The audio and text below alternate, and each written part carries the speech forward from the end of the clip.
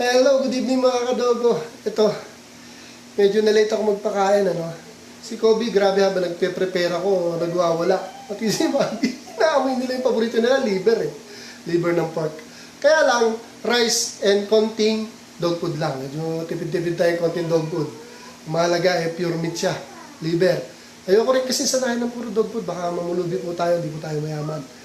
Halika, tignan natin yung gano'ng kaangas kumain itong mga to. Mukhang nagutom eh. Samahan niyo ako, papakain na ako.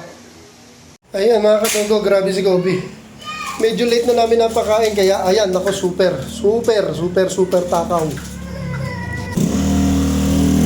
One click nung naubos ang pagkain. Ang diet niya ngayon, rice na may dog food, tsaka yung liver. Gustong gusto nila yung liver eh. Konti lang yung dog food ko eh. Pinagkasya ko lang sa kanila.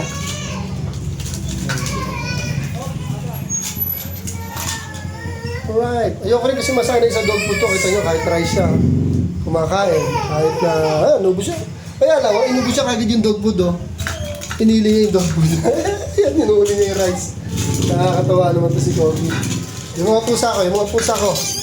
Ayun din sila. Ito, wala tong rice lang to. Tsaka, liver.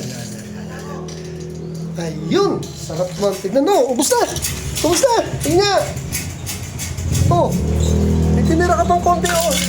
Mahilig talaga sa dog food. Yung rice iniiwan niya. Special ka talaga, Kobe. Nakakatawa naman. Ubus! Thank you for watching.